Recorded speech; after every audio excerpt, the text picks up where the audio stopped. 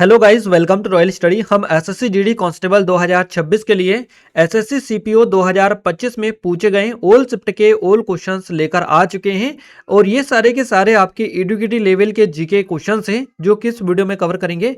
तो सीपीओ के सारे क्वेश्चंस हम कवर करने वाले हैं ओल सब्जेक्ट के, मतलब आपका जो जीके में जितने भी आपके हिस्ट्री पॉलिटी वगैरह जो भी आता है ना, करंट अफेयर वगैरह, सबके क्वेश्चंस यहाँ पर रहेंगे।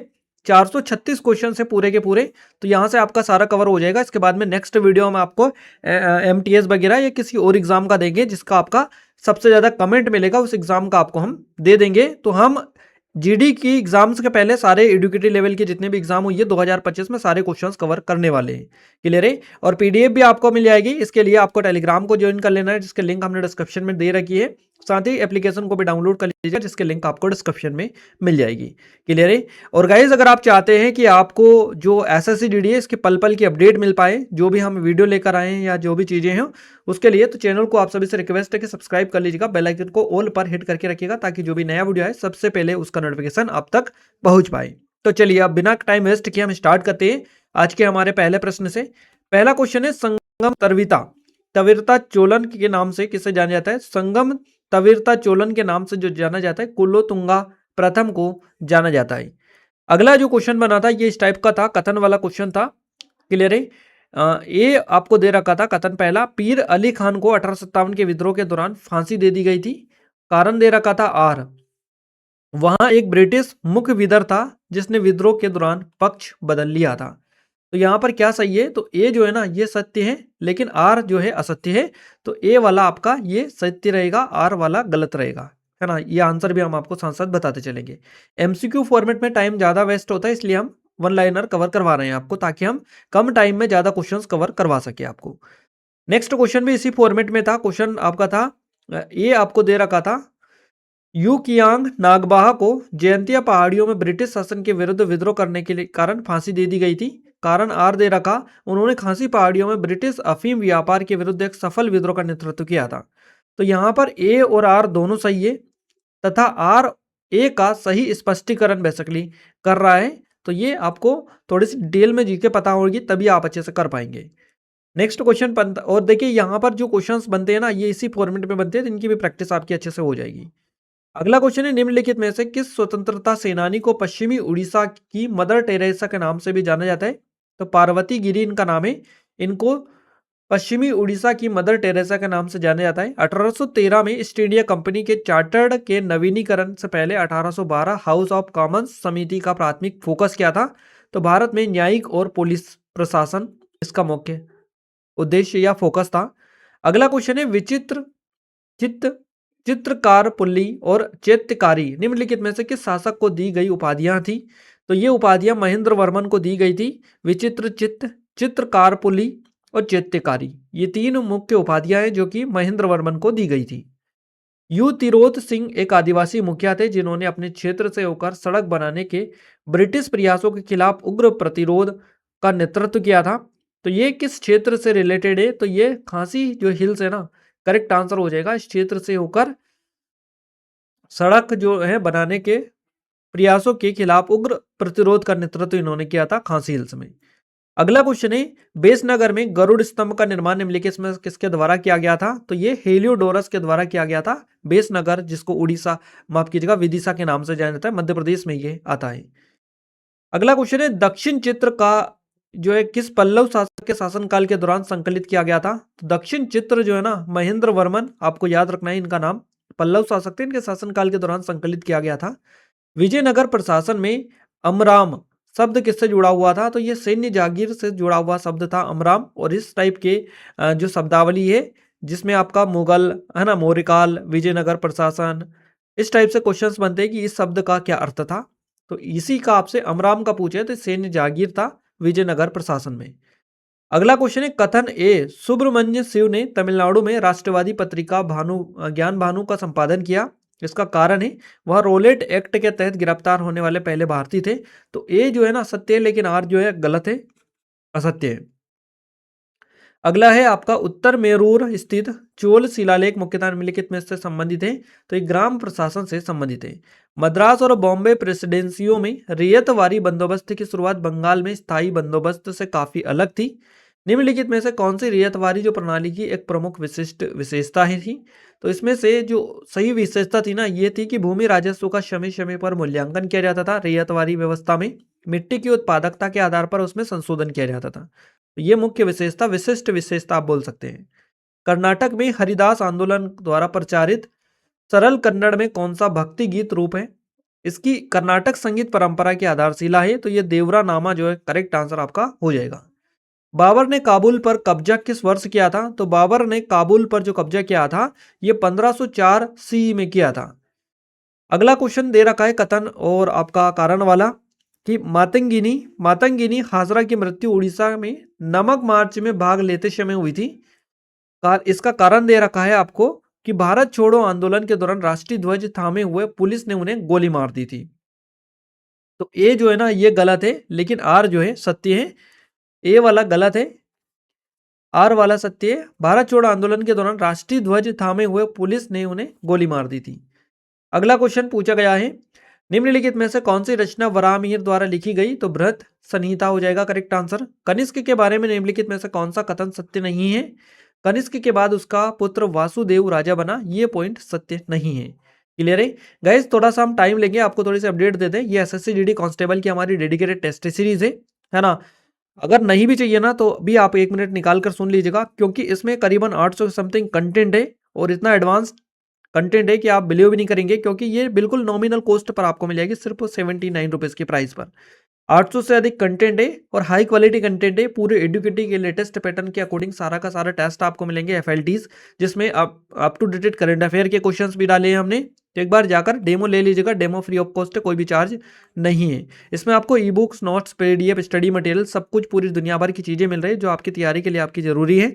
वो सारी चीज़ें तो एक बार डिस्क्रिप्शन में जाकर चेक कर लीजिएगा। ये नंबर है, कोई डाउट है, कुछ क्वेरीज कॉन्टैक्ट भी कर सकते हैं। क्लियर है? इसके अलावा करंट अफेयर भी आपको पता ही है इसमें आती है, तो करंट अफेयर के लिए डेडिकेटेड ई बुक है।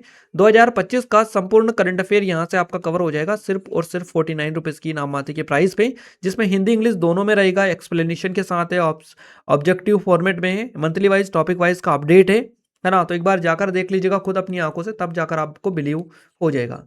ये नंबर है, कोई डाउट है, कुछ क्वेरीज कांटेक्ट भी कर सकते हैं, डेमो अवेलेबल है। और ये स्टैटिक जीके की स्पेशल ई बुक है, इसके भी लिंक डिस्क्रिप्शन में, सिर्फ 25 रुपीज की प्राइस है। 1500 से अधिक लेटेस्ट क्वेश्चन यहाँ से भी आप कवर कर सकते हैं। क्लियर है? तो चलिए नेक्स्ट क्वेश्चन को देखते हैं हम। अगला क्वेश्चन है, पुलकेशिन प्रथम द्वारा स्थापित पश्चिमी चालुक्यों की राजधानी निम्नलिखित में से कौन सी थी? तो ये थी बादामी, है ना। बादामी करेक्ट आंसर हो जाएगा। ऋग्वेदिक समाज के बारे में निम्नलिखित में से कौन सा कथन सत्य है? तो अपाला, विश्ववारा, घोषा और लोपामुद्रा ऋग्वेदिक काल की प्रमुख महिला कवयित्री थी, ये याद रखना है। अगला क्वेश्चन है हमारा, राष्ट्रकूट वंश का संस्थापक कौन था? दंती दुर्ग आपका करेक्ट आंसर यहाँ से हो जाएगा।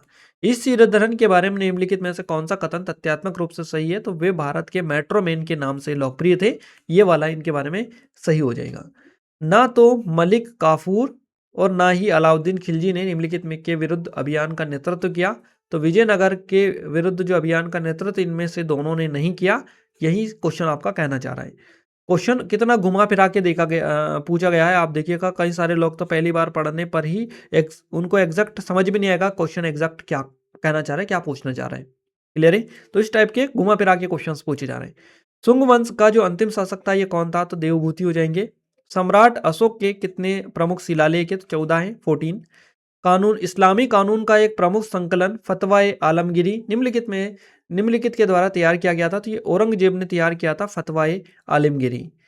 प्रसिद्ध चीनी तीर्थयात्री फाहियान ने किसके शासनकाल के दौरान भारत का दौरा किया था? तो चंद्रगुप्त द्वितीय के दौरान किया था इन्होंने दौरा भारत का। राजधानी को दिल्ली से दौलताबाद स्थानांतरित करने के लिए कौन सा सुल्तान जिम्मेदार था? तो मोहम्मद बिन तुगलक। अगला क्वेश्चन है, वह भक्ति संत जिन्होंने अवधी बोली में राम भक्ति का प्रचार किया, तो कौन थे? तुलसीदास जी थे। निम्नलिखित शासकों में से किसको महाभारत का फारसी में रज्मनामा के रूप में अनुवाद करने के लिए जाना जाता है? तो अकबर को जाना जाता है महाभारत का फारसी में अनुवाद करने के लिए। अगला क्वेश्चन है, निम्नलिखित में से कौन सा कथन ब्रिटिश औपनिवेशिक शासन के दौरान आदिवासी प्रतिरोध के संदर्भ में बिरसा मुंडा के उल गुलान आंदोलन के महत्व को सबसे अच्छे ढंग से उजागर करता है? तो इसने आदिवासी भूमि अधिकारों की बहाली की मांग की और दिकुओं को चुनौती दी। नेक्स्ट क्वेश्चन है 1857 के विद्रोह के दौरान एक प्रमुख आदिवासी नेता भीमा नायक को निम्नलिखित में से किस योगदान के लिए जाना जाता है? तो मध्य प्रदेश के सतपुड़ा क्षेत्र में आदिवासी विद्रोह का नेतृत्व करना और अंग्रेजों के खिलाफ गुरिल्ला रणनीति का समन्वय करने के लिए। भारत में सच्चे मेहराब और गुंबद की स्थापत्य विशेषता को सबसे पहले किसने पेश किया था? तो दिल्ली सल्तनत के द्वारा पेश किया गया। किस मुगल सम्राट ने सती प्रथा पर रोक लगाई और इस संबंध में फरमान जारी किया था? तो अकबर ने लगाई थी। अगला क्वेश्चन है सही मिलान वाले जोड़ों की पहचान करें। तो कालीबंगन अग्निवेदियां, क्लियर है। ताम्रपाषाण संस्कृति, तांबे और पत्थर दोनों का उपयोग। तो यहां पर जो सही रहेगा ना, पहला दूसरा सही करके ही हमने डाला है, गलत वाले हटा दिए। तो कालीबंगन अग्निवेदियां और ताम्रपाषाण संस्कृति, तांबे और पत्थर का उपयोग, ये बेसिकली सही रहेंगे। जिंदा पीर या जीवित संत की उपाधि किसे दी गई? तो औरंगजेब को दी गई थी। भारतीय स्वतंत्रता अधिनियम 1947 के तहत रियासतों के संबंध में मुख्य प्रावधान निम्नलिखित में से कौन सा था? तो इसमें रियासतों को यह चुनने की स्वतंत्रता दी कि वे भारत पाकिस्तान में शामिल हो या स्वतंत्र रहे, ये बेसिकली वो डिसीजन खुद ले सकते थे। रास बिहारी बोस भारतीय स्वतंत्रता लीग में गठन के में एक प्रमुख व्यक्ति थे और उन्होंने किस सेना के प्रारंभिक संगठन में महत्वपूर्ण भूमिका निभाई? तो आजाद हिंद फौज में इन्होंने महत्वपूर्ण भूमिका निभाई थी। दिल्ली में प्रसिद्ध लाल किला किसने बनवाया था? तो शाहजहां ने बनवाया था लाल किला। 1905 में बंगाल विभाजन के ब्रिटिश सरकार के निर्णय का मुख्य कारण क्या था? बड़े प्रांत की प्रशासनिक दक्षता में सुधार करना। भारत के बाहर दफन होने वाले पहले मुगल सम्राट जो थे, ये कौन थे? तो ये बाबर थे, जो कि भारत के बाहर दफन हुए थे। चहलगानी 40 का समूह रईसों का संगठन था। ये निम्नलिखित के शासनकाल के दौरान हुआ था। तो इल्तुतमिश के शासनकाल के दौरान हुआ था चहलगानी रईसों का गठन, जो हुआ था इल्तुतमिश के टाइम पर हुआ था। इसके दौरान ना तो एकता प्रणाली ना ही मनसबदारी प्रणाली प्रचलित थी। तो विजयनगर साम्राज्य के दौरान ये नहीं थी, एकता प्रणाली और मनसबदारी प्रणाली।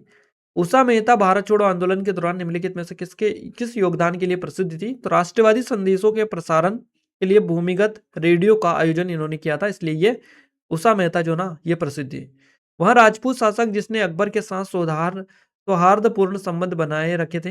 तो राजा मानसिंह करेक्ट आंसर हो जाएगा। निम्नलिखित में से किस शासक ने नालंदा विश्वविद्यालय की स्थापना की? तो कुमार गुप्त के द्वारा की गई थी।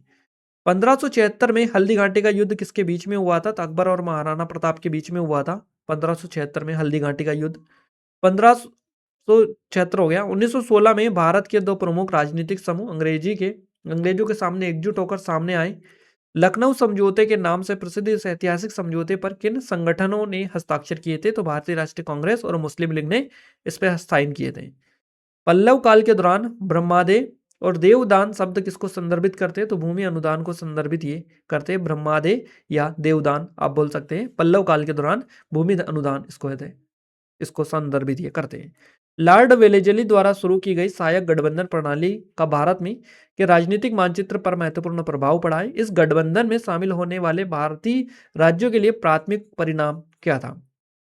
तो उन्हें प्रभावी रूप से ब्रिटिश राजनीतिक प्रभाव और नियंत्रण में लाया गया, जिससे उनकी स्वतंत्र विदेशी नीति अक्सर उनकी सैन्य क्षमता की जो थी ये समाप्त हो गई। अगला क्वेश्चन है 1947 के भारतीय स्वतंत्रता अधिनियम ने ब्रिटिश शासन के अंत को चिन्हित किया। विभाजन के पक्ष में और विपक्ष में तर्कों के मूल्यांकन के अनुसार, तो यद्यपि मुस्लिम लीग ने इसे मुस्लिम हितों की सुरक्षा का एकमात्र तरीका बताया था, लेकिन इस विभाजन के परिणाम स्वरूप व्यापक हिंसा और विस्थापन हुआ था। अगला है 1564 में जजिया कर को समाप्त करने वाला मुगल सम्राट कौन था? तो यह अकबर था। अकबर ने 1564 में जजिया कर समाप्त कर दिया था। निम्नलिखित जनपदों को उनकी राजधानियों से मिलान करना है आपको। तो काशी की वाराणसी हो जाएगी, कौशल की श्रावस्ती, अवंती की उज्जैनी और मगध की राजगृह, ये आपका करेक्ट रहेगा। करेक्ट करके ही हमने डाली है। नेक्स्ट है आपका 1927 के साइमन कमीशन का जो भारतीय राष्ट्रवादी नेताओं द्वारा व्यापक विरोध और बहिष्कार किया गया था, क्यों किया गया था? तो इसमें किसी भी भारतीय सदस्य को शामिल नहीं किया गया था, जिसके कारण आरोप लगे कि भारतीय प्रतिनिधित्व के बिना यह भारत के भविष्य पर थोपा जा रहा है। अगला क्वेश्चन है 1919 के रोलेट अधिनियम, इसका सबसे आपत्तिजनक पहलू क्या था? तो उन्होंने सरकार को क्रांतिकारी गतिविधियों के संदेह के आधार पर व्यक्तियों को बिना मुकदमा चलाए हिरासत में रखने की अनुमति दे दी थी, इसलिए ये जो है ना आपत्तिजनक एक पहलू था 1919 का रोलेट एक्ट। अंग्रेजों द्वारा भारत में रेलवे नेटवर्क शुरू करने का मुख्य उद्देश्य क्या था? ब्रिटिश आर्थिक हितों के लिए कच्चे माल और तैयार माल के कुशल परिवहन को बढ़ाना, सैन्य आवागमन को सुविधाजनक बनाना। इसलिए अंग्रेजों ने भारत में रेलवे जो नेटवर्क है ये शुरू किया था। निम्नलिखित में से कौन सा भारतीय शहर पवन विमुख पक्ष पर स्थित होने के कारण मानसून के दौरान कम वर्षा प्राप्त करता है? तो पुणे करता है ये। मैग्नीज के संबंध में निम्नलिखित में से कौन सा कथन सही नहीं है? तो भारत में मैग्नीज का जो सबसे बड़ा भंडार है ये आंध्र प्रदेश में, ये इसके बारे में सही नहीं है। नेक्स्ट क्वेश्चन बना है अभिकथन से रिलेटेड। दक्कन पठार का उत्तर पूर्वी विस्तार गारो खासी जयंतिया पहाड़ियों जैसे विशिष्ट पर्वत श्रृंखलाओं के लिए जाना जाता है, और कारण है ये पहाड़ियां छोटा नागपुर पठार का हिस्सा है, जिससे ये एक भूगर्भीय भ्रंश द्वारा अलग होती है। तो ए और आर दोनों सत्य है, और आर ए का सही स्पष्टीकरण करता है, दोनों सही है। नेक्स्ट क्वेश्चन है निम्नलिखित में से कौन सी भौतिक विशेषता प्रायद्वीपीय भारत में प्रमुख जल विभाजक के रूप में कार्य करती है? तो ये पश्चिमी घाट है। नेक्स्ट है निम्नलिखित में से कौन सा भारत प्रशांत क्षेत्र के लिए क्वाड दृष्टिकोण का एक प्रमुख सिद्धांत है? तो समावेशिता हो जाएगा। अगला है निम्नलिखित में से कौन सा कथन दक्षिणी दोलन को सही ढंग से परिभाषित करता है? तो प्रशांत महासागर और हिंद महासागर में दबाव की स्थिति में आवधिक परिवर्तन। अगला क्वेश्चन है कोची बंदरगाह के संबंध में दिए गए कथनों में से कौन सा सही है? क्लियर है? तो इनमें से सही बताना है आपको। तो पहला एक तो ये हो जाएगा, विलिंगडन द्वीप पर कृत्रिम बंदरगाह है, स्वेज कोलंबो मार्ग के करीब है और वेम्बनाड झील पर स्थित है। कोची बंदरगाह के बारे में तीनों पॉइंट सही है। अगला है क्वेश्चन आपका, छोटा नागपुर पठार क्षेत्र अपनी अधिकांश वर्षा निम्नलिखित में से किस पवन प्रणाली के माध्यम से प्राप्त करता है? तो दक्षिण पश्चिम मानसून हवाओं की बंगाल की खाड़ी जो शाखा है इससे प्राप्त करता है। गंगा के जलोढ़ मैदानों में निम्नलिखित में से कौन सी भौतिक विशेषता नहीं पाई जाएगी? रैपिड्स नहीं पाई जाएंगे। निम्नलिखित में से कौन सा जिला राज्य युग्म भारत में लौह अयस्क भंडार के सटीक रूप से जुड़ा हुआ है? तो क्योंझर जो है ना उड़ीसा का, ये क्योंझर ये जुड़ा हुआ है लौह अयस्क भंडार के लिए। 2011 की जनगणना के अनुसार भारत में सबसे घनी आबादी वाले बिहार का जनसंख्या घनत्व कितना है? 1102 व्यक्ति प्रति वर्ग किलोमीटर। निम्नलिखित में से कौन सी फसल भारत में मानसून के बाद के रवि चक्र कृषि चक्र के से विशेष रूप से जुड़ी हुई है? तो एक ग्राम यानी कि चना हो जाएंगी। निम्नलिखित में से किस क्षेत्र में नमी की अधिक उपलब्धता के कारण संवहनी वर्षा सामान्यतः अधिक तीव्र होती है? तो महासागरों के ऊपर होती है ये। भारत में तांबे के उत्पादन के संदर्भ में निम्नलिखित कथनों पर विचार करिए। क्लियर है? तो यहाँ पर जो है ना, भारत हाल के दिनों में परिष्कृत, 1 और 3 दोनों सही वाले ही हमने डाले हैं। तो भारत हाल के दिनों में परिष्कृत तांबे का शुद्ध आयातक बन गया, ये सही है। तांबे के गलाने की प्रक्रिया के दौरान सल्फर डाइऑक्साइड और कण पदार्थ मुख्य रूप से वायुमंडल में छोड़े जाते हैं, तो ये दोनों सही है। क्लियर है? अगला क्वेश्चन है, नीचे दिए गए कथनों को ध्यानपूर्वक पढ़े। कथन 1 है उत्तरी मैदान अपनी लगातार बाढ़ और बंजर मिट्टी के कारण विरल आबादी वाला है। कथन 2 यह मैदान हिमालय से सटा हुआ है, चट्टानी और शुष्क भूभाग से बना हुआ है। ना तो 1 ना ही 2, ये दोनों गलत है। नेक्स्ट क्वेश्चन है तापी नदी निम्नलिखित में से किस पर्वतमाला से निकलती है? तो सतपुड़ा पर्वतमाला से निकलती है ताप्ती नदी। अगला क्वेश्चन है क्वाड वैक्सीन साझेदारी मुख्य रूप से किस क्षेत्र पर लक्षित है? तो भारत प्रशांत क्षेत्र पर लक्षित है। वुलर झील के संदर्भ में निम्नलिखित कथनों पर विचार करिए। तो वुलर झील टेक्टोनिक गतिविधियों के कारण बनी, और वुलर झील जो है ना भारत की सबसे बड़ी ताजे पानी की झील है। तो केवल 1 और 2 ना, ये दोनों सही जवाब रहेंगे। अधिकांश प्रायद्वीपीय राज्यों के में मध्यम जनसंख्या घनत्व का क्या कारण है? तो विच्छेदित और चट्टानी भूभाग इसका मेन रीजन है। वर्ष 2011 में निम्नलिखित में से किस राज्य केंद्र शासित प्रदेश की जनसंख्या सबसे कम थी? लक्षद्वीप की थी। भारत का सबसे पुराना और सबसे अधिक लगातार उत्पादक कोयला क्षेत्र पश्चिम बंगाल में स्थित है। तो रानीगंज इसका नाम है, जो कि काफी ज्यादा पॉपुलर है, रानीगंज कोयला क्षेत्र। निम्नलिखित में से कौन सा कथन सही है? इस क्षेत्र है ना, तो इस क्षेत्र यानी कि भारतीय रेगिस्तान में वार्षिक वर्षा कम होती है, ये वाला सही रहेगा। अगला क्वेश्चन है 2011 की जनगणना के अनुसार भारत में निम्नलिखित में से किस राज्य में शहरीकरण का स्तर सबसे अधिक था? तो ये गोवा हो जाएगा। कौन सा संगठन समुद्री सतह तापमान डेटा के आधार पर भारतीय प्रवाल क्षेत्रों के लिए प्रवाल विरंजन चेतावनी सेवाएं प्रदान करता है? तो भारतीय राष्ट्रीय महासागर सूचना सेवा केंद्र करेक्ट आंसर है। निम्नलिखित में से कौन सा युग्म फसल के मौसम और उनके अनुरूप बुआई के समय को सही ढंग से दर्शाता है? तो खरीफ, तो जून से सितंबर का जो चक्र होता है ये। अगला अभिकथन दे रखा है, भारत के पूर्वी तटीय मैदान पश्चिमी तटीय मैदानों की तुलना में अधिक चौड़े और समतल है। कारण दे रखा है, महानदी गोदावरी कृष्णा कावेरी जैसी बड़ी नदियों ने पूर्वी तट पर विस्तृत डेल्टा का निर्माण किया है। तो ए और आर दोनों सही है, और आर जो है ना ए का सही स्पष्टीकरण करता है। अगला क्वेश्चन है, भारतीय रेगिस्तान के बारे में निम्नलिखित में से कौन सा कथन सही है? तो यह अरावली की पहाड़ियों के पश्चिम में स्थित है, जो कि सही है। हिमाचल पर्वतमाला, हिमाचल पर्वतमाला में प्रसिद्ध हिल स्टेशन और घाटियां कौन सी है? तो कुल्लू हो जाएगा हिमाचल प्रदेश में, कांगड़ा हो जाएगा और कश्मीर हो जाएगा। ये है हिमाचल पर्वतमाला में प्रसिद्ध हिल स्टेशन। मानसून विकास का शास्त्रीय सिद्धांत सर एडमंड हेनली द्वारा प्रतिपादित किया गया था। इस संदर्भ में निम्नलिखित में से कौन सा कथन सही है? तो हवा समुद्र से भूमि की ओर बहती है और हवा भूमि से समुद्र की ओर बहती है। तो दोनों ही सही है। हवा समुद्र से भूमि की ओर बहती है, आपको पता है, और हवा भूमि से समुद्र की ओर बहती है, दोनों तरफ से बहती है, तो सही रहेंगे दोनों। भारत का कौन सा औद्योगिक क्षेत्र ऐतिहासिक रूप से सूती वस्त्र उद्योग में अपने प्रभुत्व के लिए प्रसिद्ध है और इसे अक्सर भारत का मैनचेस्टर कहा जाता है? तो अहमदाबाद वडोदरा औद्योगिक क्षेत्र ना करेक्ट आंसर हो जाएगा। भारत का मैनचेस्टर इनको कहा जाता है। जनगणना 2011 की अकॉर्डिंग भारत में किस राज्य का जनसंख्या घनत्व सबसे कम था? तो अरुणाचल प्रदेश का था। निम्नलिखित में से कौन सी सतह क्षेत्र के हिसाब से भारत की सबसे बड़ी मीठे पानी की जो झील है ये है? तो ये वुलर झील हो जाएगी सतह क्षेत्र के हिसाब से देखी जाए तो। डूरंड रेखा किन दो दक्षिण एशियाई देशों के बीच सीमा का काम करती है? तो भारत और अफगानिस्तान, माफ कीजिएगा, पाकिस्तान और अफगानिस्तान के बीच में है Durand cup. Red Cliff, McMahon, ये सभी आपको आई थिंक पता होगी। निम्नलिखित में से चलिए बताइए, जो रेड क्लिफ है ना, रेड क्लिफ ये किसके बीच में है और मैकमोहन किसके बीच में है? मैकमोहन, ये दोनों का आप कमेंट में कमेंट करके बताइएगा जल्दी से कि ये दोनों रेखाएं किस किस देश के बीच में है, ताकि आपकी भी प्रैक्टिस हो जाए। निम्नलिखित में से, और जिनको पता नहीं है उनको भी पता चल जाए, निम्नलिखित में से कौन सा कथन सबसे अच्छे ढंग से बताता है कि चंद्रमा पर महत्वपूर्ण वायुमंडल का अभाव क्यों है? तो गुरुत्वाकर्षण की कमी ये बताता है। उत्तरी मैदानी क्षेत्र के किन तीन राज्यों में जनसंख्या घनत्व सबसे अधिक है? तो ये बिहार, पश्चिम बंगाल और उत्तर प्रदेश। निम्नलिखित में से कौन सा तेल क्षेत्र असम में है? तो डिगबोई हो जाएगा असम वाला, डिगबोई असम। भारत में निम्नलिखित में से कौन सा क्षेत्र अपने समृद्ध खनिज संसाधनों, विशेष रूप से कोयला और औद्योगिक विकास के कारण भारत का रोहर के रूप में जाना जाता है? तो छोटा नागपुर जो पठार है ना, इसको कहा जाता है भारत का रोहर। 2011 की जनगणना के डेटा के अकॉर्डिंग भारत का जनसंख्या घनत्व कितना है? तो 382 व्यक्ति प्रति वर्ग किलोमीटर हो जाएगा। भारतीय रेगिस्तान के बारे में निम्नलिखित में से कौन सा कथन सही है? तो भारतीय रेगिस्तान रेत के टीलों वाला एक लहरदार रेतीला मैदान है। यहाँ पर प्रतिवर्ष 150 मिलीमीटर से भी कम वर्षा होती है। सामान्यतः संपत्ति संसाधन, सामान्य संपत्ति संसाधन सीपीआर और निजी स्वामित्व वाली भूमि के बीच मुख्य जो विभेदक कारण है क्या है? तो स्वामित्व और पहुंच अधिकार है। भारत के स्वर्णिम चतुर्भुज राजमार्ग जो नेटवर्क है, इसमें कौन से 4 मेट्रो शहर जुड़े हुए हैं? दिल्ली, मुंबई, चेन्नई, कोलकाता, 4 जुड़े हुए हैं ये। पश्चिमी घाट की दो सबसे ऊंची चोटियां अनाईमुड़ी और डोडाबेटा कहाँ स्थित है? तो तमिलनाडु में आपकी अनाईमुड़ी है और केरल में आपकी डोडाबेटा है।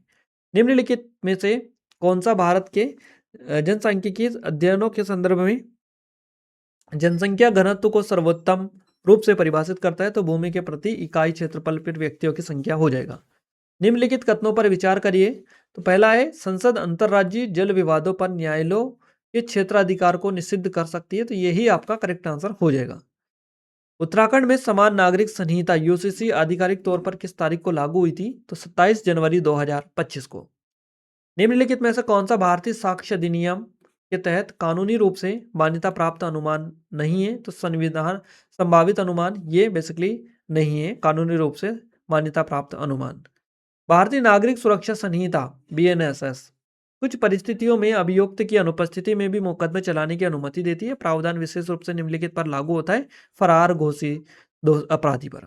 दास प्रथा पर 1839 के मसौदा अधिनियम के प्रस्ताव पर बंबई और मद्रास सरकारों की क्या प्रतिक्रिया थी? तो बंबई ने इसका समर्थन किया, मद्रास ने इसे अस्वीकार कर दिया था। बीएनएसएस 2023 के अकॉर्डिंग कौन सा अपराध न्यूनतम 3 वर्ष के कारावास से दंडनीय है, जिसे 10 वर्ष तक बढ़ाया जा सकता है और प्रथम श्रेणी के मजिस्ट्रेट द्वारा मुकदमा चलाया जा सकता है? तो किसी भी अपराध को करने के लिए किसी बच्चे को काम पर रखना या उससे काम करवाना, ये बेसिकली है इसके तहत। कौन सा अनुच्छेद किसी राज्य में चुनाव कराने की जिम्मेदारी चुनाव आयोग को सौंपता है? तो अनुच्छेद 324 सौंपता है।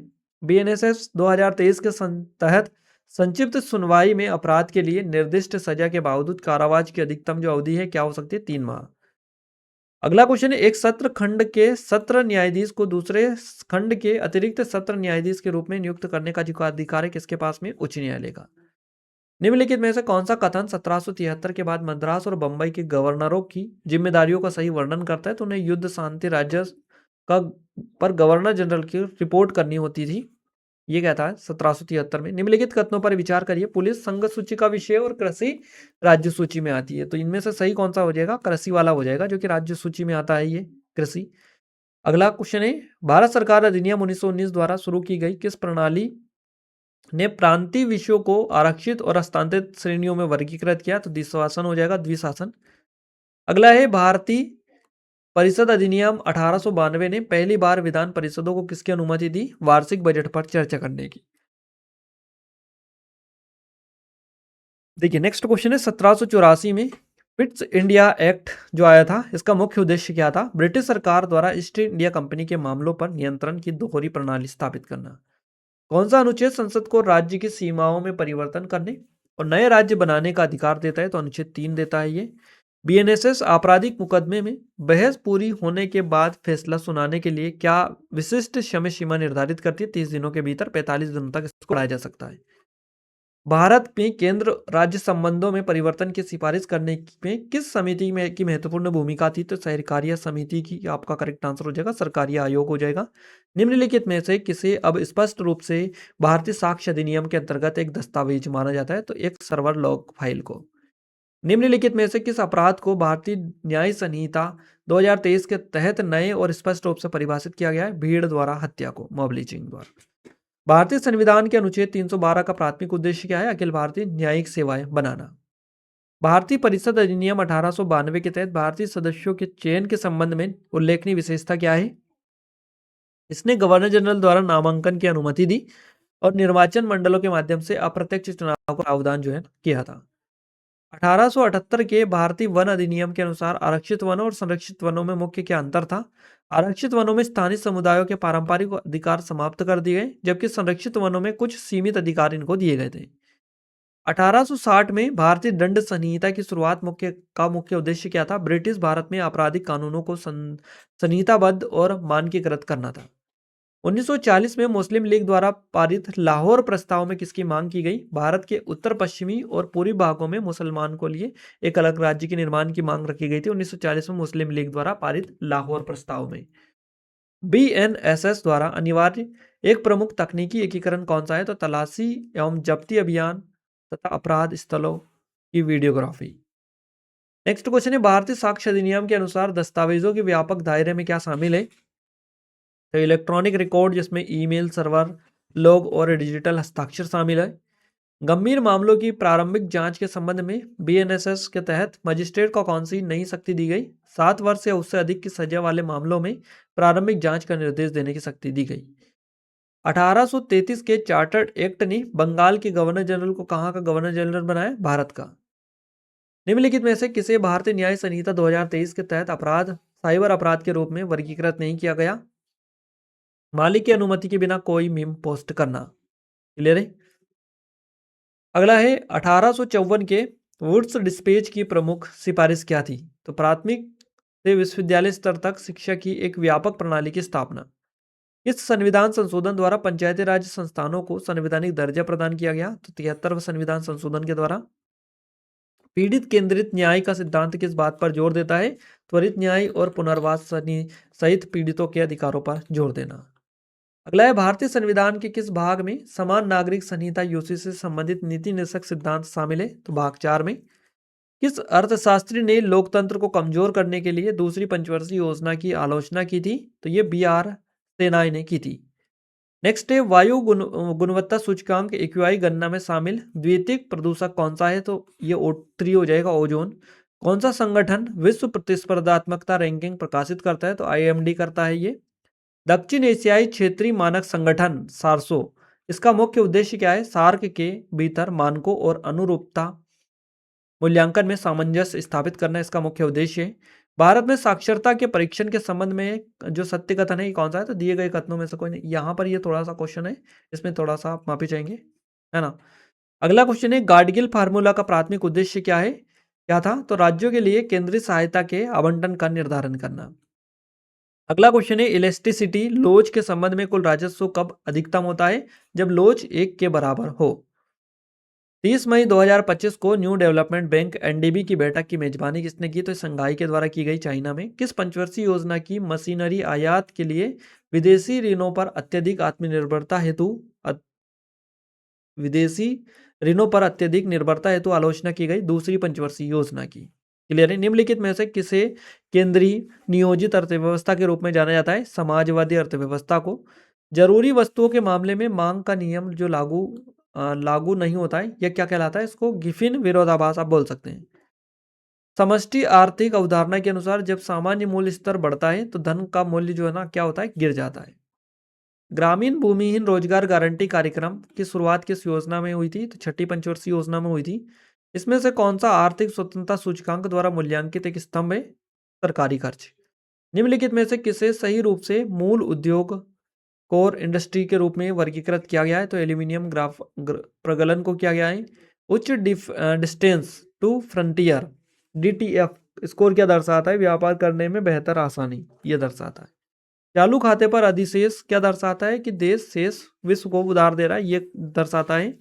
आपूर्ति की लोच इलेस्टिसिटी ऑफ सप्लाई का सूत्र क्या है? तो आपूर्ति की गई मात्रा में परसेंट है ना परिवर्तन बटा कीमत में कितने प्रतिशत परिवर्तन है, ये। अगला क्वेश्चन है, 1951 से 1990 के बीच नियोजन के बावजूद भारत का कितना कार्यबल कृषि पर निर्भर रहा? तो 65% से अधिक। पूर्णतः प्रतिस्पर्धी बाजार परफेक्टली कॉम्पिटिटिव मार्केट की प्रमुख विशेषता क्या है? तो कंपनियां बाजार में स्वतंत्र रूप से प्रवेश कर सकती है या बाहर निकल सकती है। अगला है एचडीआई। एचडीआई द्वारा लागू क्षमता दृष्टिकोण की मुख्य आलोचना क्या है? तो परिचालन एवं मापन कठिन होना।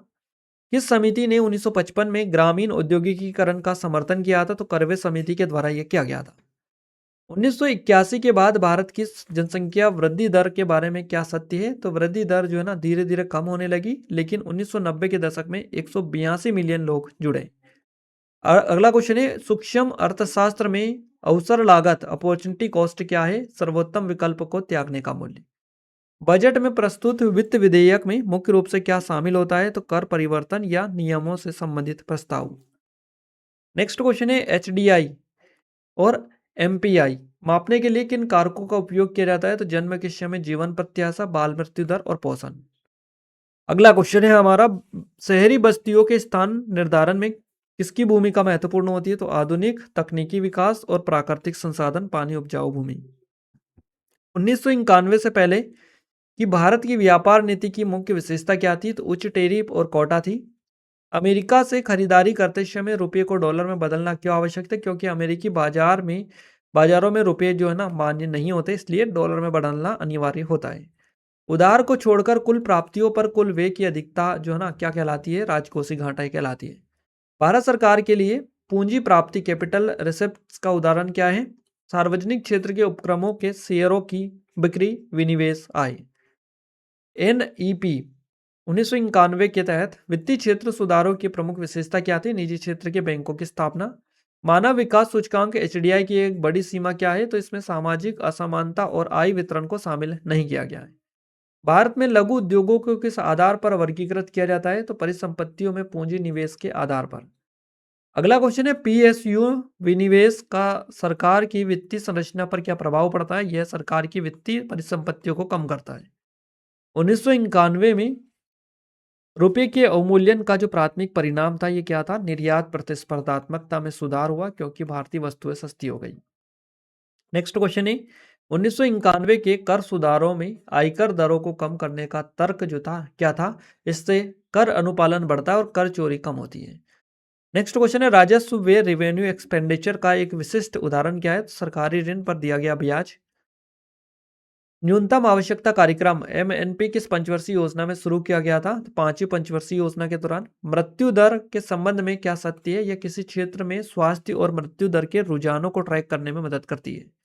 भारत में आर्थिक उदारीकरण की नींव रखने का जो श्रेय किस योजना को दिया जाता है? 7वीं पंचवर्षीय योजना को। प्रसन्नता सूचकांक हैप्पीनेस इंडेक्स विश्लेषण में प्राथमिक चर जो है ना क्या है? जीवन संतुष्टि, ये प्राथमिक चरण है।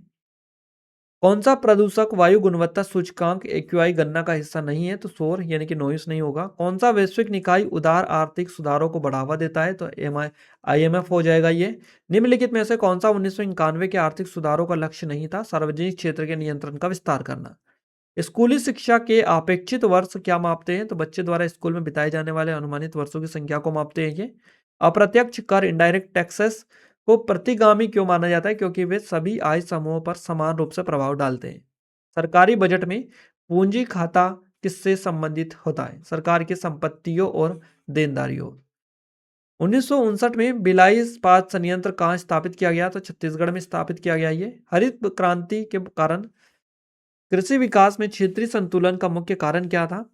तो सिंचाई और तकनीक शुरू में केवल चुनिंदा राज्यों में उपलब्ध थी इस टाइप से। अगला क्वेश्चन है 1990 तक भारत के औद्योगिक क्षेत्र की प्रगति की क्या कमी थी? तो मौलिक उद्योगों में वृद्धि हुई लेकिन अक्सर लक्ष्य पीछे रहे और अकुशलता का सामना इन्होंने किया था। निम्नलिखित में से कौन सा एक अप्रत्यक्ष इनडायरेक्ट टैक्स है? तो उत्पाद शुल्क हो जाएगा। निम्नलिखित में से कौन सा एक अप्रत्यक्ष कर है? तो उत्पाद जो शुल्क है ना, ये करेक्ट आंसर रहेगा। जनसंख्या की वार्षिक वृद्धि दर का जो अर्थ है ये क्या है? तो आधार जनसंख्या में प्रति 100 व्यक्तियों पर जुड़ने वाले नए व्यक्तियों की संख्या।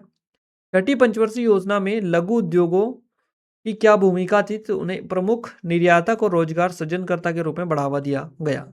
वाणिज्यिक बैंकों द्वारा तरल परिसंपत्तियों को अलग रखने की अनिवार्यता जो अनिवार्य जरूरत है, ये क्या है? वैधानिक तरलता अनुपात एसएलआर हो जाएगा आपका। न्यू डेवलपमेंट बैंक एनडीबी का जो प्राथमिक उद्देश्य क्या है? इंफ्रास्ट्रक्चर और सतत विकास परियोजनाओं को वित्त पोषित करना। 1956 में किस नीति को पंचवर्षीय योजना के अनुरूप संशोधित किया गया था? तो औद्योगिक नीति संकल्प है।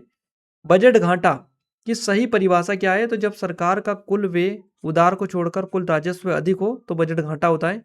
चौथी पंचवर्षीय योजना का मुख्य उद्देश्य क्या था? स्थिरता और आत्मनिर्भरता के साथ में विकास।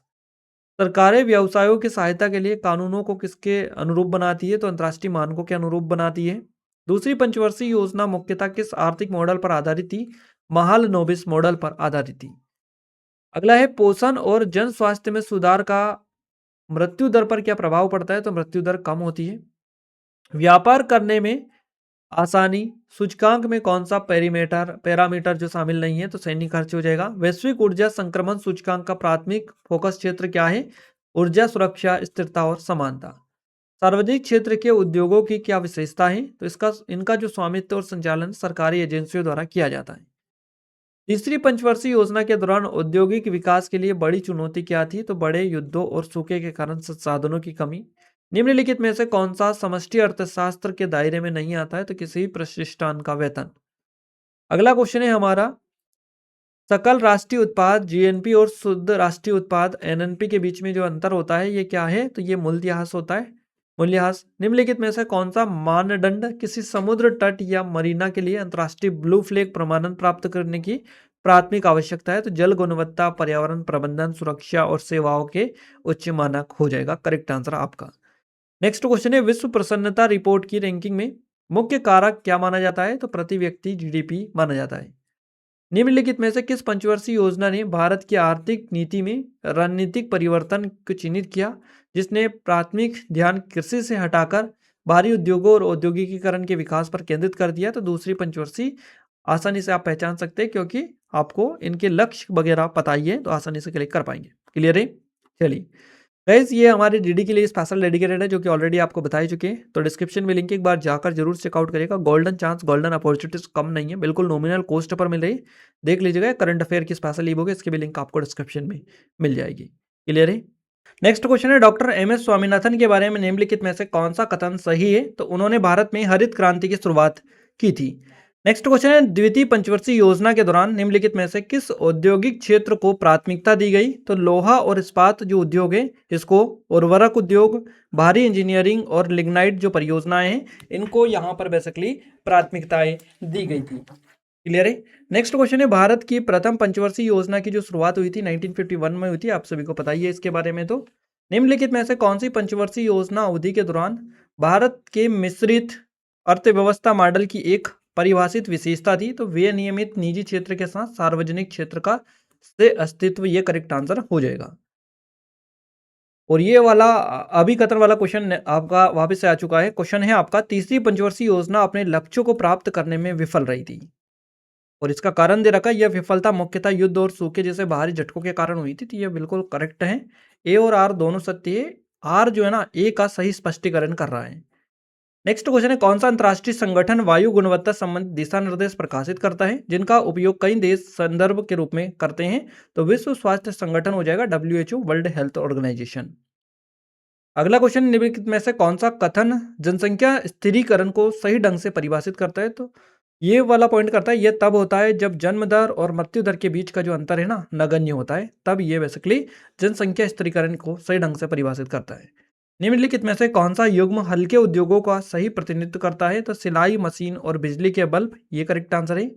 मनरेगा का क्या अर्थ है? महात्मा गांधी राष्ट्रीय ग्रामीण रोजगार गारंटी अधिनियम, करेक्ट आंसर हो जाएगा मनरेगा का अर्थ के। कच्चे माल के स्रोत के आधार पर उद्योगों के वर्गीकरण के आधार पर नीचे दिए गया कौन सा विकल्प सही ढंग से सुमेलित है? तो पेट्रो रासायनिक खनिज आधारित उद्योग हो जाएगा आपका। केंद्रीय बजट किस अवधि के लिए प्रस्तुत किया जाता है? तो ये वित्तीय वर्ष अप्रैल से मार्च तक के लिए प्रस्तुत किया जाता है। विश्व प्रसन्नता रिपोर्ट मुख्यतः किस प्रकार के डेटा पर आधारित होती है? तो ये व्यक्तिपरक जीवन मूल्यांकन और कल्याण उपाय जो डेटा होता है इस पर बेस्ड पूरी पूरी होती है। व्यवसायों के बीच मतभेदों को सुलझाने का जो त्वरित तरीका है क्या है? तो विवाद का वैकल्पिक समाधान। सरकारें व्यवसायों के लिए नियमों को सरल और समझने में आसान बनाने की कोशिश कर रही है। इस दृष्टिकोण को इस रूप में जाना जाता है, विनियमनों का सुव्यवस्थित करना। अगला क्वेश्चन है, डी ब्रोगली परिकल्पना और तरंगकन द्वैत के बारे में निम्नलिखित कथन जो है ना पढ़े। तो इसमें से जैसे जैसे किसी कण का संवेग बढ़ता है उससे जुड़ी डी ब्रोगली तरंग दैर्घ्य छोटी होती जाती है। तो केवल एक ये वाला ही सही है। निम्नलिखित में से कौन सा युग्म सही सुमेलित है? तो अपंटिया जीरोफाइटिक पौधा करेक्ट आंसर है आपका। मानव पाचन तंत्र के बारे में निम्नलिखित कथनों पर को पढ़ें। तो पित्त वसा का पायसीकरण करता है लेकिन इसमें एंजाइम नहीं होते हैं। छोटी आंत में विलीय अवशोषण के लिए सतही क्षेत्रफल बढ़ाते हैं। तो केवल 1 और 3 दोनों सही है आपके। अगला है सिनेप्टिक ट्रांसमिशन के बारे में नीचे दिए गए कथनों को पढ़ें। तो सिनेप्टिक क्लिफ्ट दो न्यूरॉन्स के बीच का गैप है। न्यूरोट्रांसमीटर प्रीसिनेप्टिक टर्मिनलों से निकलते हैं। तो ये दोनों वाले सही आपके हो जाएंगे। कौन सा प्रमुख यौगिक लहसुन को उसका विशिष्ट तीखा स्वाद और तीव्र गंध देता है? तो एलिटसिन ये होती है इसमें। ये कोशिकीय श्वसन के निम्नलिखित चरणों को क्रमबद्ध करें। कोशिकीय श्वसन के निम्नलिखित चरणों को क्रमबद्ध करें। तो इलेक्ट्रॉन परिवहन श्रृंखला, ग्लाइकोलाइसिस और क्रेब्स चक्र, पायरुवेट ऑक्सीकरण। तो इसमें से आपको क्या करना है, क्रमबद्ध इनको करना है। सबसे पहले ये आ जाएगा आपका ग्लाइकोलाइसिस, फिर पायरुवेट ऑक्सीकरण आ जाएगा, फिर आपका कैप्स चक्र आ जाएगा, उसके बाद ही बाद में आएगा इलेक्ट्रॉन परिवहन श्रृंखला, है ना। तो इस टाइप से आपको थोड़ा सा जमा लेना है। डीएनए प्रतिकृति प्रक्रिया के दौरान ओकाजाकी टुकड़ों को जोड़ने के लिए मुख्य रूप से कौन सा एंजाइम जिम्मेदार है? तो ये डीएनए लाइगेज ये जिम्मेदार है। नेक्स्ट देखते हैं, कौन सा वर्णक पौधों को मुख्यतः नीले और लाल तरंगदैर्घ्य में प्रकाश अवशोषित करने की अनुमति देता है? तो क्लोरोफिल ए करेक्ट आंसर है। मानव आहार में कौन सा अमीनो एसिड आवश्यक माना जाता है? तो लाइसीन हो जाएगा। इन विकासवादी घटनाओं को कालानुक्रमिक क्रम में व्यवस्थित करें। तो यहाँ पर प्रथम यूकेरियोटिक, प्रोकैरियोटिक, बहुकोशिकीता और ऑक्सीजन संचयन ये हो जाएगा। तो यहाँ पर बी डी है ना, बी पहले आएगा प्रथम प्रोकैरियोटिक, फिर आपका आएगा ऑक्सीजन संचयन, उसके बाद में आपका प्रथम यूकेरियोटिक हो जाएगा, फिर बहुकोशिकीता हो जाएगा। इस टाइप से ये कालाक्रम के अनुसार सही रहेगा। कौन सा विटामिन आंत के माइक्रोबायोटा द्वारा संश्लेषित होता है? तो विटामिन के करेक्ट आंसर है। निम्नलिखित में से कौन सा क्वासी और कोर का प्रमुख लक्षण है? द्रव प्रतिधारक के कारण पेट में सूजन। 4 एंजाइम दिए गए हैं, DNA polymerase, ligase, helicase, peptidase. कौन से एंजाइम जो है ना डीएनए प्रतिकृति में सीधे तौर पर शामिल होते हैं? तो ये 1, 2, 3 यानी कि आपका डीएनए पॉलीमरेज, लाइगेज और आपका हेलिकेज ये होते हैं। नेक्स्ट क्वेश्चन है आपका, मेंडेलियन अनुवांशिकी में द्विसंकर क्रॉस F2PD में अपेक्षित जीनोटाइप्स अनुपात क्या होता है? तो ये होता है 9:3:3:1 इस टाइप से। निम्नलिखित में से कौन सा डीएनए में नाइट्रोजनी क्षार नहीं है? तो यूरेसिल है। निम्नलिखित में से कौन सा जैव अणु पादप कोशिका भित्ति में सबसे अधिक प्रचुर मात्रा में पाया जाता है? तो सेल्यूलोज होगा। चंद्रयान 3 द्वारा खोजे गए दबे हुए गड्ढे की गहराई लगभग है, तो ये 4.4 किलोमीटर है। GSLV F-16 निसार प्रक्षेपण के दूसरे चरण GS2 को किस तारीख को रवाना किया गया? तो ये मार्च 2025 में रवाना हुआ है। India post payment bank cashless निकासी के लिए किस तकनीक का उपयोग करता है? तो QR कोड का यूज करता है। इसरो के GSAT-N2 उपग्रह का प्राथमिक उद्देश्य क्या है? तो ये पूरे भारत में कोबेड का जो उपयोग है करके उच्च गति वाली ब्रॉडबैंड सेवाएं प्रदान करता है। इसरो के GSAT-20 आपका करेक्ट आंसर रहेगा। चंद्रयान 3 में लगा रंभा LP चंद्रमा की डैश जांच के लिए डिजाइन किया गया है। तो ये प्लाज्मा जो जांच है चंद्रमा की, इसके लिए डिजाइन किया गया है। निसार उपग्रह में द्विआवर्ती रडार बैंड किसके और किसके हैं? तो ये L और S कौन कौन से हैं? कौन सा है? L और S ये हैं। भारत के भारतीय अंतरिक्ष स्टेशन और 2040 तक मानवयुक्त चंद्रमा लैंडिंग मिशन का समर्थन करने के लिए केंद्रीय मंत्रिमंडल ने किस प्रक्षेपण वाहन को मंजूरी दी है? अगली पीढ़ी के प्रक्षेपण यान NGLV को। इसरो द्वारा किए गए RLV लेक्स 02 लैंडिंग प्रयोग के बारे में सत्य कथन कौन सा है? तो केवल कथन यहाँ पर नहीं दे रखी है आपको। 30 जुलाई 2023 को PSLV C56 के माध्यम से प्रक्षेपित DSSAR का उपग्रह का जो मुख्य उद्देश्य था ये क्या था? सिंगापुर की सरकार और ग्राहकों के लिए SAR इमेजिंग के लिए। पेस्टल समष्टि आर्थिक विश्लेषण में ई का अर्थ क्या है? इकोनॉमिक हो जाएगा। पुनः प्रयोज्य प्रक्षेपण यानों RLV से संबंधित कथन एक दे रखा है आपको। RLV का अन्वेषण मुख्यतः प्रक्षेपण दक्षता बढ़ाने और उपग्रह तैनाती की आवृत्ति लागत को कम करने के लिए किया जा रहा है। तो केवल ये वाला ही सही जवाब रहेगा आपका। आदित्य L1 पर एस्पेक्स पेलोड में शामिल और सौर पवन आयन स्पेक्ट्रोमीटर स्विस का प्राथमिक कार्य क्या है? तो सौर वायु प्रोटॉन और हीलियम नाभिक के दिशात्मक प्रवाह का पता लगाता है। नेक्स्ट निसार उपग्रह मिशन मुख्य रूप से किस प्रकार की इमेजिंग से संबंधित है? तो ये रडार इमेजिंग से संबंधित है आपका। एक्स बैंड पर इसरो के मिनी SAR है ना, इसको विकसित करने का जो मुख्य उद्देश्य है मिनी एचरॉइड्स सिंथेटिक अपर्चर रडार। तो कॉम्पैक्ट एयरबोर्न सिस्टम का उपयोग करके एक उच्च रिजोल्यूशन एक्स बैंड जो रडार है ये इमेजनरी प्रदान करता है। अगला क्वेश्चन है द्रव्य ऑक्सीजन मीथेन तो भारत की अगली पीढ़ी के प्रक्षेपण यान के लिए पसंदीदा प्रणोदक संयोजन के रूप में चुना गया है। तो A और R दोनों सत्य हैं। R A का सही स्पष्टीकरण करता है। कौन सी अनूठी विशेषता चंद्रयान 3 लैंडर विक्रम को चंद्रयान 2 में अपने पूर्ववर्ती से अलग करती है? तो इसमें नेविगेशन और खतरे से बचने की उन्नत क्षमताएं थी, ये अलग करती हैं। अगला है अगली पीढ़ी के प्रक्षेपण यानों के लिए उन्नत रॉकेट इंजन डिजाइनों में स्पार्क टार्च इग्नाइटर्स का उपयोग तेजी से किया जा रहा है। तो A और R दोनों सत्य है। R A का स्पष्टीकरण करता है। अगला क्वेश्चन है आपका इसरो ने श्रीहरिकोटा में मौजूद सुविधाओं के अलावा तीसरे लॉन्च पैड के विकास का जो प्रस्ताव है क्यों रखा है? तो ये SSLV गगनयान और वाणिज्यिक पेलोड से जुड़े मिशनों के लिए बढ़ती प्रक्षेपण आवृत्ति और क्षमता को संभालना। आदित्य L1 अंतरिक्ष यान किस लैग्रेंज बिंदु पर परिक्रमा करता है? तो L1 पर परिक्रमा करता है ये।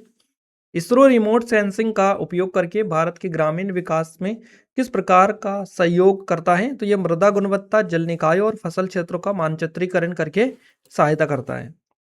अगला क्वेश्चन है भारतीय डेटा रिले सैटेलाइट सिस्टम का प्रमुख लाभ क्या है? तो पृथ्वी की निचली कक्षा के उपग्रह और अंतरिक्ष यात्रियों के साथ वास्तविक समय का संचार। नाविक है ना सिस्टम का क्या लाभ है? तो क्षेत्रीय नेविगेशन और पोजिशनिंग सेवाएं प्रदान करता है ये नाविक। यूरिया सब्सिडी योजना के तहत कथन दे रखे हैं आपको। पहला कथन है यूरिया किसानों को एक निश्चित अधिकतम खुदरा मूल्य MRP पर बेचा जाता है। तो ये वाला सही है, ये बेचा जाता है। SHC योजना किस मंत्रालय द्वारा कार्यान्वित की जाती है? तो कृषि एवं किसान कल्याण मंत्रालय के द्वारा की जाती है। अरावली ग्रीन वॉल परियोजना के बारे में आपको बताना है, कथन दे रखा है, क्लियर है। इसका उद्देश्य पश्चिमी भारत में मरुस्थलीकरण को रोकना है। यह परियोजना 4 भारतीय राज्यों में क्रियान्वित की जा रही है। तो ये दोनों सही है। उर्वरकों में प्रत्यक्ष लाभ हस्तांतरण डीबीटी प्रणाली के तहत कौन सा कथन वास्तविक कार्यान्वयन तंत्र को दर्शाता है? तो बिक्री के बाद कंपनियों को सब्सिडी का भुगतान किया जाता है। राष्ट्रीय बाल स्वास्थ्य कार्यक्रम आरबीएसके का लक्ष्य किस उम्र तक के बच्चों की स्क्रीनिंग और प्रबंधन करना है? तो 18 साल करेक्ट आंसर है। अगला है आपका निम्नलिखित में से कौन सा पहल उद्देश्य युग्म भारत सरकार की योजनाओं के अनुसार सही ढंग से सुमेलित है? तो पीएम प्रणाम योजना हो जाएगी उर्वरक विविधीकरण से रिलेटेड। पीएम गतिशक्ति योजना के तहत नोडल योजना के लिए कौन जिम्मेदार है? तो ये डीपीआईआईटी आपका करेक्ट आंसर हो जाएगा। पोषक तत्व आधारित सब्सिडी योजना के बारे में पहला और दूसरा कथन दे रखा है। अगला क्वेश्चन है ई नाम का मुख्य उद्देश्य निम्नलिखित में से कौन सा है? तो राष्ट्रीय डिजिटल बाजार हो जाएगा। निम्नलिखित पर विचार करें। डीपीआईआईटी उद्योगों संवर्धन का कार्य संभालता है और यह गति शक्ति का क्रियान्वयन करता है, तो दोनों सही हो जाएंगे। भारत सरकार द्वारा शुरू की गई मिशन शक्ति योजना का उद्देश्य निम्नलिखित में से किस मुद्दे को संबोधित करना है? तो विभिन्न हस्तक्षेपों के माध्यम से महिलाओं की सुरक्षा, संरक्षा और सशक्तिकरण सुनिश्चित करना है। निम्नलिखित में से कौन एकीकृत बागवानी विकास मिशन के अंतर्गत शामिल नहीं है? तो अनाज हो जाएगा। जननी शिशु सुरक्षा कार्यक्रम के तहत प्रदान किया जाने वाला प्रमुख लाभ क्या है? तो निःशुल्क प्रसव और सी सेक्शन सेवाएं करेक्ट आंसर है। अगला है आपका राष्ट्रीय खाद्य तेल मिशन तेल पाम का प्राथमिक फोकस क्या है? तो उष्णकटिबंधीय तेल समृद्ध फसल की खेती को बढ़ावा देना। सरकारी योजनाओं को उनके सही सुमेलित जो उद्देश्य है इनके साथ में आपको मिलाना है। तो ये आपका है डाक कर्मयोगी, तो ये सरकारी कर्मियों के लिए क्षमता निर्माण से रिलेटेड है। इंडिया पोस्ट पेमेंट बैंक घर घर बैंकिंग सेवा से रिलेटेड है। आधार जो है ना सक्षम भुगतान प्रणाली, तो ये आधार आधारित बैंकिंग से रिलेटेड है। और प्रगति बुनियादी ढांचे की निगरानी से रिलेटेड है। तो ये सारे एग्जैक्ट सही है जो हमने बता दिए हैं। पीएम किसान मानधन योजना के मुख्य लाभार्थी कौन है? तो सीमांत किसान होते हैं इसमें। गोवर्धन योजना निम्नलिखित में से किसको खाद और बायोगैस जैसे मूल्यवान संसाधनों में परिवर्तित करने पर केंद्रित करती है? तो कृषि अवशिष्ट और मवेशियों का गोबर। निम्नलिखित में से कौन सा राष्ट्रीय स्वास्थ्य मिशन का प्रमुख उद्देश्य है? तो बाल मृत्यु दर में कमी लाना। कौन सी योजना किसानों को फसल खराब होने पर बीमा प्रदान करती है? तो प्रधानमंत्री फसल बीमा योजना है इसका आंसर। बेंगलुरु में आयोजित सीनियर नेशनल बैडमिंटन चैंपियनशिप 2024 में पुरुष और महिला एकल का खिताब किसने जीता? एम रघु और देविका सिहाग के द्वारा। मार्च 2025 में उड़ीसा उच्च न्यायालय के मुख्य न्यायाधीश के रूप में कौन नियुक्त हुए थे? तो न्यायमूर्ति हरीश टंडन इनका नाम है। महिला व्यवसाय और कानून सूचकांक 2025 के अंतर्राष्ट्रीय संस्था द्वारा प्रकाशित किया जाता है, तो ये विश्व बैंक के द्वारा प्रकाशित किया जाता है। अगस्त 2024 में भारत के केंद्रीय गृह सचिव के रूप में किसने पदभार ग्रहण किया? गोविंद मोहन ने। 8 मार्च 2025 को राष्ट्र ने किस समाज सुधारक और मतुआ संप्रदाय के संस्थापक की जयंती मनाई जिन्होंने अस्पृश्यता के खिलाफ चांडाल आंदोलन का नेतृत्व किया था? श्री हरिचंद्र ठाकुर इनका नाम है। 2024 में एशिया और ओशिनिया क्षेत्र के लिए Billie Jean King cup heart award जीतने वाले तीसरे भारतीय कौन बने? श्री वल्ली भामी दिपाती इनका नाम है। 2024 में astronautical society of India ASI से प्रतिष्ठित आर्यभट्ट पुरस्कार किसे मिला? तो सुब्बा राव पवुलूरी को मिला है। निम्नलिखित में से किसने रोइंग में भारत के लिए पहला रेसिंग 2024 ओलंपिक कोटा हासिल किया है? तो बलराज पंवार इनका नाम है। 1 जुलाई 2025 को क्वाड विदेश मंत्रियों की बैठक कहाँ आयोजित की गई थी? तो ये वाशिंगटन अमेरिका में की गई थी। क्लियर है।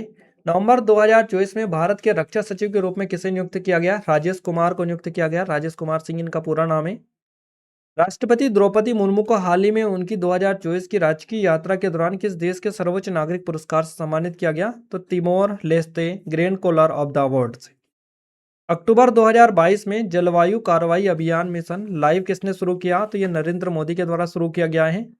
6 जुलाई 2025 को प्रधानमंत्री नरेंद्र मोदी ने भारतीय जनसंघ की स्थापना और भारत की एकता और अखंडता के लिए अपने जीवन का बलिदान देने वाले किस नेता को श्रद्धांजलि अर्पित की? तो डॉक्टर श्यामा प्रसाद मुखर्जी को। 2025 में भारत के नए कैबिनेट सचिव के रूप में किसने कार्यभार संभाला? डॉक्टर DV सोमनाथन ने। जलवायु परिवर्तन प्रदर्शन सूचकांक CCPI 2025 किन क्षेत्रों में देशों के प्रदर्शन का मूल्यांकन करता है? तो GHG उत्सर्जन, नवीनीकरण ऊर्जा उपयोग और जलवायु नीति में। 2021 में भारत का ब्रिक्स की अध्यक्षता का मुख्य विषय क्या था? ब्रिक्स निरंतरता और आत्मसहमति यानी कि आम सहमति। राष्ट्रीय विद्युत योजना 2023 के संबंध में कथन 1 दे रखा है। यह 2030 तक गैर जीवाश्म स्रोतों से 50% से अधिक स्थापित विद्युत क्षमता का अनुमान लगाती है? तो केवल एक। नेक्स्ट है आपका क्वेश्चन हमारा, डिजिटल समावेशन में अपने प्रयासों के लिए इंडिया पोस्ट पेमेंट बैंक को डिजिटल भुगतान पुरस्कार 2024-25 किसने प्रदान किया? तो श्रीमती निर्मला सीतारमण और पंकज चौधरी ने। डॉक्टर सौम्या स्वामीनाथन के बारे में आपको बताना है कौन सा कथन सही है। तो उन्होंने आईसीएमआर की अध्यक्षता की और डब्ल्यूएचओ के मुख्य वैज्ञानिक के रूप में इन्होंने काम किया है सौम्या स्वामीनाथन ने। लाइफ पर्यावरण के लिए जीवन शैली पहल जो है ना, इसके बारे में आपको कथन बताना है। तो इस टाइप से थी चीजें। खेलो इंडिया पैरा गेम्स 2025 के आधिकारिक शुभंकर का नाम क्या है? तो उज्ज्वला इसका नाम है। 30 जून 2024 को 30वें जल थल सेना अध्यक्ष के रूप में किसने पदभार ग्रहण किया? तो उपेंद्र द्विवेदी है। और ये क्वेश्चंस जो है ना, ये एग्जाम में पूछा गया, वो मैं आपको बता रहा हूँ, अपडेट करके मैं आपको नहीं बता रहा हूँ। अगर चेंज हो गए तो उसको आप खुद अपडेट करिएगा, नहीं तो आप फिर बोलेंगे कमेंट में कमेंट करके कि ये इस तरह की चीज़ है। ये एग्जाम में आया है क्वेश्चन। 30 जून 2024 की स्थिति के अकॉर्डिंग आपसे क्वेश्चन पूछा था एग्जाम में कि 30 जून 2024 को 30वें थल सेना अध्यक्ष के रूप में किसने पदभार संभाला। क्लियर है? ये पूछा है, ना कि अभी वर्तमान में पूछा है आपसे। तो उपेंद्र द्विवेदी इनका राइट आंसर रहेगा। मार्च 2024 में कोलकाता में ईस्ट वेस्ट कॉरिडोर का पर भारत की पहली अंडर वाटर जो मेट्रो कार है वो किसने हरी झंडी दिखाई? तो नरेंद्र मोदी ने दिखाई है। अगला क्वेश्चन है, 14 मई 2025 से भारत के मुख्य न्यायाधीश के रूप में किसे नियुक्त किया गया? 14 मई 2025 न्यायमूर्ति श्री भूषण रामकृष्ण गवई। भारत के 16वें अटॉर्नी जनरल कौन है? आर वेंकटरमनी है। और भारत के गणतंत्र दिवस परेड जो हुई थी ना 2025, इसका विषय था विकसित भारत, विरासत और विकास। 2025 में ब्राजील का सर्वोच्च नागरिक जो सम्मान है the Great Collar of the National Order of the Southern Cross किससे प्रदान किया गया? नरेंद्र मोदी को। नेक्स्ट क्वेश्चन है, आईएमईसी के रणनीतिक उद्देश्यों और विशेषताओं के संबंध में कथनों पर विचार करें। आईएमईसी एशिया खाड़ी और यूरोप को जोड़ने वाली एक आर्थिक और राजनीतिक परियोजना है। आईएमईसी समुद्री मार्गों से यूरोप तक परिवहन समय और लागत के में क्रमशः 20 से 50% की कमी करता है। तो ये पहला वाला जो है ना, यही सही रहे जवाब रहेगा। आईएमईसी एशिया खाड़ी और यूरोप को जोड़ने वाली आर्थिक और राजनीतिक परियोजना है। नेक्स्ट है, भारत नेपाल वॉज समझौता ज्ञापन के बारे में निम्नलिखित में से कौन सा कथन सही है? तो इसमें वास्तविक समय में हिमनद अफवाह ट्रैकिंग और निजीकृत स्वच्छता मानक शामिल है। इसमें भूजल प्रबंधन, क्षमता निर्माण, प्रौद्योगिकी साझाकरण शामिल है। तो केवल 2 वाला सही है। अगला है, स्पेस रैकेटिक्स फेडरेशन ऑफ इंडिया का मुख्यालय किस शहर में स्थित है? तो चेन्नई में हो जाएगा करेक्ट आंसर। बिम्स्टेक ऊर्जा केंद्र बीईसी कहाँ स्थित है? तो बेंगलुरु में है ये। नेक्स्ट है, 2015 के भारत बांग्लादेश भूमि सीमा समझौते के बारे में निम्नलिखित कथनों पर विचार करें। तो 2015 के समझौते के अनुसार भारत में 51 बांग्लादेशी एन्क्लेव और बांग्लादेश में 111 भारतीय एन्क्लेव आदान प्रदान किया गया। बांग्लादेश के अधिकांश एन्क्लेव निवासियों ने हस्तांतरण के बाद बांग्लादेशी नागरिकता बनाए रखने का विकल्प चुना। तो केवल पहला वाला ही सही जवाब रहेगा। 1950 की भारत नेपाल शांति और मैत्री संधि के अनुसार दोनों सरकारें द्वारा सहमत एक प्रमुख प्रावधान क्या है? तो निवास और व्यापार के पारस्परिक अधिकार। सराहन स्थित भीमा काली मंदिर किस स्थापत्य शैली का उत्कृष्ट उदाहरण है? तो काटकुनी का है ये। भारतीय भक्ति संगीत के संदर्भ में निम्नलिखित में से कौन सा लाल देद लल्लेश्वरी के योगदान का सही वर्णन करता है? तो यहाँ वहाँ एक कश्मीरी रहस्यवादी थी जो वाक छंदों के माध्यम से दर्शन शास्त्र का संदेश देती थी। नेक्स्ट है, आधुनिक काल में पंडित वीएन भाटखंडे और पंडित वीडी पलुस्कर ने एक व्यवस्थित डेस पेश करके हिंदुस्तानी शास्त्रीय संगीत में महत्वपूर्ण योगदान दिया। तो संकेतन प्रणाली इन्होंने पेश की थी। उत्तराखंड के किस जिले में जागेश्वर मंदिर परिसर स्थित है? अल्मोड़ा में है। निम्नलिखित में से कौन सा कथन रजनी गेरबा अनुष्ठान का सबसे अच्छा वर्णन करता है? तो शुद्धिकरण हेतु पशु बलि अनुष्ठान। नेक्स्ट क्वेश्चन देखते हैं हम। भारतीय शास्त्रीय संगीत संकेतन के में अक्षर के ऊपर जो बिंदु वाला स्वर है जैसे एस सप्तक का प्रतिनिधित्व करता है। तो तार सप्तक का। मारा जनजाति के ल्यूवा पुतला त्योहार के संबंध में निम्नलिखित में से कौन सा युग्म सम्मिलित है? तो त्योहार संचालक है चाइपी। अगला क्वेश्चन है आपका, मणिपुर में याओसांग महोत्सव के बारे में निम्नलिखित में से कौन सा कथन सत्य है? तो थंगबल चोंगबा एक चांदनी चक्राकार नृत्य है।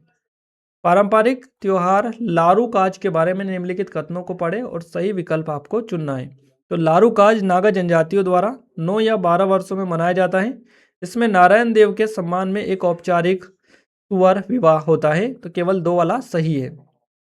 असम में बिहू जो त्योहार है इनके बारे में कथनों को पढ़े और सही विकल्प चुने। तो काटी बिहू के गोरू बिहू में कीटों को आकर्षित करने के लिए आकाशदीप जलाए जाते हैं। माघ बिहू से पहले उरुका में अलाव जलाए जाते हैं, दावतें दी जाती है। और मनु बिहू में गमछा और पारंपरिक व्यंजन भेंट किए जाते हैं। तो दूसरा तीसरा सही है। माघ बिहू से पहले उरुका में अलाव जलाए जाते हैं, दावतें दी जाती है। और मनु बिहू में गमछा और पारंपरिक व्यंजन जो है ना भेंट किए जाते हैं। निम्नलिखित में से इसे कला में उनके योगदान के लिए 2024 में पद्म पुरस्कार मिला, नहीं मिला, माफ कीजिएगा, नहीं मिला। नित्याश्री महादेवन जो है ना इनको नहीं मिला है। कला में उनके योगदान के लिए 2024 में इनको पद्म पुरस्कार नहीं मिला। भरतनाट्यम में पद्म का विषयगत केंद्र क्या है? तो प्रेम और दिव्य स्नेह हो जाएगा। झारखंड में मनाए जाने वाला सोहराई त्योहार का जो मुख्य केंद्र है क्या है? मवेशियों की पूजा। इनमें से कौन सा राग पारंपरिक रूप से सुबह के समय से जुड़ा हुआ है और शांतिपूर्ण ध्यानपूर्ण मनोदशा उत्पन्न करता है? तो राग भैरव है। इनमें से कौन सी कथकली प्रदर्शन की विशेषता नहीं है? तो यह प्रदर्शन मौन है, इसमें कोई स्वर नहीं है। अंगामी सैक्रेनी जो उत्सव है इसका प्राथमिक उद्देश्य क्या है? शरीर और आत्मा को शुद्ध करें। कथकली में किस वाद्य यंत्र का उपयोग जो मुख्यतः प्रदर्शन के लिए लयबद्ध आधार तैयार करने के लिए किया जाता है? चिंदा हो जाएगा। गुजरात में सिद्दी सैयद मस्जिद किस वास्तुकला जो वास्तुशिल्प है तत्व के लिए प्रसिद्ध है? तो जालीदार खिड़कियां, जालियां। लोटिया लोक संगीत किस राज्य में प्रस्तुत किया जाता है? राजस्थान में। राजस्थान का कौन सा लोक संगीत परिष्कृत है? ठुमरी या गजल के सम्मान है? तो मांड ये है। अगला है गंगा अवतरण का मूर्तिकार जो पैनल है, मूर्तिकला पैनल किस शहर में स्थित है? महाबलीपुरम में ये देखने को मिलता है। निम्नलिखित में से कौन सा 2024 में यूनेस्को विश्व नेटवर्क साइट के रूप में नामित भारतीय बायोस्फीयर रिजर्व की सूची में शामिल नहीं है? तो डिब्रू सैखोवा बायोस्फीयर रिजर्व शामिल नहीं है। विपुल देओरी को निम्नलिखित किस पुस्तक का असमिया में अनुवाद करने के लिए 2014 में साहित्य अकादमी पुरस्कार सम्मानित किया गया? The importance of Meluha. औपनिवेशिक युग के दौरान किस इंडो यूरोपीय शैली ने गोथिक, मुगल और हिंदू विशेषताओं का संयोजित किया था? तो इंडो सॉर्सेनिक ने किया था। गोवा के मांडो संगीत का जो केंद्रीय विषय है क्या है? प्रेम और ऐतिहासिक आख्यान। पाटलिपुत्र में प्रथम जैन संगीत किसके द्वारा बुलाई गई थी? स्थूलबाहु के थ्रू। किस प्रकार का संगीत श्यामा शास्त्री, त्यागराज और मुत्तुस्वामी दीक्षित की त्रिमूर्ति से जुड़ा हुआ है? कर्नाटक शास्त्रीय संगीत। कौन सा जो शब्द है ना भारतीय शास्त्रीय संगीत में एक मधुर ढांचे को संदर्भित करता है जिसमें आरोहण और अवरोहण स्वर शामिल है? तो राग ये हो जाएगा। विश्व एथलेटिक्स चैंपियनशिप में पदक जीतने वाली पहली भारतीय जो महिला एथलीट है कौन है? तो अंजू बॉबी जॉर्ज ये हैं। छत्तीसगढ़ में पडवानी के प्रदर्शन के दौरान आमतौर पर किस वाद्य यंत्र का उपयोग किया जाता है? तंबूरे का। जैन मंदिर किस प्रकार की स्थापत्य कला के लिए जाने जाते हैं? अत्यधिक जटिल, संगमरमर और नक्काशी के लिए। निम्नलिखित में से कौन सी विशेषताएं गोथिक स्थापत्य शैली से जुड़ी है? तो नुकीले मेहराब और रंगीन कांच की खिड़कियां। नेक्स्ट क्वेश्चन है Mario D Miranda. Mario D Miranda जो अपने कार्टून और रेखा चित्रों के लिए जाने जाते हैं किस भारतीय राज्य से थे? तो ये गोवा से थे। किस शाही व्यक्ति या व्यक्तियों की यात्रा की स्मृति में मुंबई में प्रतिष्ठित गेटवे ऑफ इंडिया का निर्माण किया गया था? तो किंग जॉर्ज V और क्वीन मेरी। उस्ताद अल्लादिया खान द्वारा स्थापित कौन सा हिंदुस्तानी शास्त्रीय घराना अपनी मधुर जटिलता और केसरबाई केरकर और किशोरी अमोनकर जैसे प्रतिपादकों के लिए जाना जाता है? तो जयपुर अतरोली घराना हो जाएगा। असम का कौन सा नृत्य बिहू त्योहार मनाने के लिए नर्तकों का एक समूह अक्सर ड्रम और पाइपों के साथ घेरे या पंक्ति में प्रदर्शन करते हैं? तो बिहू नृत्य में करते हैं। निम्नलिखित में से कौन सा राजस्थान का लोक नृत्य है? तो घूमर है राजस्थान का, है ना। त्रिपुरा का एक ऐसा कौन सा कटाई त्योहार है जिसमें झूम खेती के बाद में पारंपरिक आदिवासी नृत्य और रस्म शामिल है? तो गारिया पूजा ये है। ज्ञानपीठ पुरस्कार प्राप्त करने वाली प्रथम महिला कौन थी? आशापूर्णा देवी। कथकली की जो देखिए नागालैंड के दुश्मन पर जीत का जश्न मनाने के लिए कौन सा त्योहार किया जाता है? नागालैंड में चांगलो ये होता है। कथकली की नाटकीय कहानियों का प्राथमिक स्रोत क्या है? भारतीय महाकाव्य। मणिपुरी नृत्य का प्रमुख विषय बताना है, भक्ति और प्रेम है। पारंपरिक और अर्धशास्त्रीय भारतीय संगीत शैलियों के बारे में निम्नलिखित में से कौन सा कथन सही है? तो कजरी उत्तर प्रदेश में महिलाओं के द्वारा वर्षा ऋतु में गाई जाती है। टप्पा जो पंजाब से उत्पन्न हुआ है ऊंची और फुर्तीली तनों से युक्त है। तो इसमें से 1 2 है ना, 1 2 4 क्लियर है, इस टाइप से है। तो थोड़ा सा देख लीजिएगा इसको।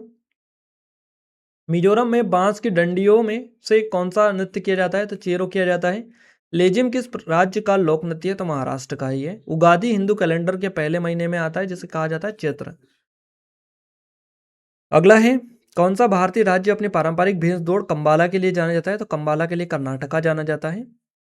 भारत के एक प्रसिद्ध संतूर वादक कौन है जिन्हें अक्सर इस वाद्य यंत्र को दुनिया भर में लोकप्रिय बनाने का श्रेय दिया जाता है? शिव कुमार शर्मा हो जाएंगे। आंध्र प्रदेश और तेलंगाना में कौन सा उत्सव फसल के मौसम की शुरुआत और नए साल की आधिकारिक शुरुआत का प्रतीक है? उगादि इसका नाम है। बंदी छोड़ दिवस के बारे में निम्न में कौन सा कथन सत्य है? ये जो दिन है ना, हरगोविंद जो थे, गुरु हरगोविंद, इनकी 52 राजाओं के साथ रिहाई की याद दिलाता है। कौन सा भारतीय राज्य अपनी पारंपरिक मार्शल आर्ट गतका के लिए जाना जाता है? पंजाब जाना जाता है गतका के लिए। उत्तर प्रदेश का कौन सा पारंपरिक नृत्य है जिसमें महिला अपने सिर पर जलते हुए तेल के दीपक लेकर चलती है? तो चरकूला हो जाएगा। निम्नलिखित में से कौन सा प्राचीन भारतीय स्थल चट्टान पर उकेरे गए चैत्य और विहारों के लिए प्रसिद्ध है? तो अजंता है। कुचिपुड़ी प्रदर्शन की क्या विशिष्टता है? वे नृत्य मोकाभिनय और अभिनय का मिश्रण करते हैं। कोणार्क का प्रसिद्ध सूर्य मंदिर निम्नलिखित में से किस आकार में बनाया गया है? तो ये एक विशाल रथ आकार में बनाया गया है। संगीत की कौन सी शैली सामान्यतः कथक से जुड़ी हुई है? हिंदुस्तानी संगीत करेक्ट आंसर है। वल्लम काली नामक पारंपरिक नाव दौड़ के लिए जाना जाने वाला फसल उत्सव है, तो ये ओणम हो जाएगा। मणिपुर में किस नृत्य शैली में तलवार, भाले और ढाल का उपयोग शामिल है? तो थांगटा करेक्ट आंसर है। भारत में मुगल शैली के उद्यान किस अवधारणा से प्रेरित है? स्वर्ग उद्यानों का फारसी विचार से ये लिए गए, इंस्पायर्ड है। अशोक स्तंभों की शास्त्रीय विशेषता क्या है? तो उनके शीर्ष पर सिंह की मूर्तियां बनी हुई थी। निम्नलिखित में से कौन सा भारतीय शहर जो मंदिर शहर है यूनेस्को के विश्व धरोहर स्थल है जो विजयनगर शैली की वास्तुकला के लिए जाना जाता है? हम्पी करेक्ट आंसर है। इनमें से किस शास्त्रीय संगीतकार को वैश्विक संगीत परिदृश्य में सितार को लोकप्रिय बनाने के लिए श्रेय दिया जाता है? पंडित रविशंकर को। छऊ नृत्य भारत के किन क्षेत्रों में किया जाता है? छऊ जो है ना, ये उड़ीसा, झारखंड और पश्चिम बंगाल में किया जाता है, पूर्वी भारत में। रासलीला ये उत्तर प्रदेश से रिलेटेड है। उत्तरी भारत में विशेष रूप से विवाह, मंदिरों, उत्सव में कौन सा जो वाद्य है ये आमतौर पर औपचारिक संगीत से जुड़ा है? तो शहनाई हो जाएगा। ओणम किस भारतीय राज्य में मनाया जाता है? तो केरल में। भरतनाट्यम तमिलनाडु से उत्पन्न हुआ है। नवरात्रि का त्योहार किस देवी को समर्पित है? तो देवी दुर्गा को समर्पित है। निम्नलिखित में से कौन सा भारतीय राज्य अपनी फसल उत्सव बिहू मनाने के लिए प्रसिद्ध है? तो असम है बिहू से रिलेटेड। वर्ष 2016 में साहित्य का नोबेल पुरस्कार विवादास्पद रूप से किस अमेरिकी संगीतकार को दिया गया? बॉब डायलन को। नेक्स्ट है उपन्यास द डिस्कम्फर्ट ऑफ इवनिंग के लिए 2020 का अंतर्राष्ट्रीय बुकर प्राइज किसे मिला? मेरी के लुकास रिजनेवेल्ड को। 230 से अधिक फिल्मों में अपने काम के लिए जाने जाने वाली किस प्रतिष्ठित भरतनाट्यम नृत्यांगना और अभिनेत्री को 2025 में पद्म भूषण से सम्मानित किया गया? इनका नाम है शोभना चंद्र कुमार पिल्लाई। इस नॉर्वेजियन लेखक ने अपने अभिनय, नाटकों और गद्य के लिए 2023 में साहित्य का नोबेल पुरस्कार जीता था? जॉन फॉसे इनका नाम है। बेंडिट क्वीन और एलिजाबेथ जैसी विश्व स्तर पर प्रशंसित कृतियों के लिए प्रसिद्ध फिल्म निर्माता को 2025 में पद्म भूषण से सम्मानित किया गया? शेख कपूर इनका नाम है, शेखर कपूर। दी गई प्रसिद्ध हस्तियों में से किसे साहित्य और शिक्षा के क्षेत्र में 2025 में मरणोपरांत पद्म विभूषण से सम्मानित किया गया? इनका नाम है एम.टी. वासुदेवन नायर। इस भारतीय महिला एथलीट ने 2022 कॉमनवेल्थ में भारोत्तोलन में स्वर्ण पदक जीता था? तो मीराबाई चानू के द्वारा यह जीता गया था।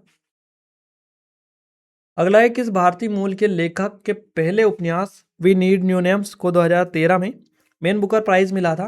यह इसके लिए चुना गया। तो नोवाइलेट बुलाव आयो करेक्ट आंसर है। काजुओ इशिगुरो के किस उपन्यास ने 1989 में बुकर प्राइज जीता और बाद में इसे हास्कर नामांकित फिल्म के रूप में रूपांतरित किया गया था? तो the names of the day ये हो जाएगा। द ग्लास पैलेस के लेखक कौन है? अमिताभ घोष है।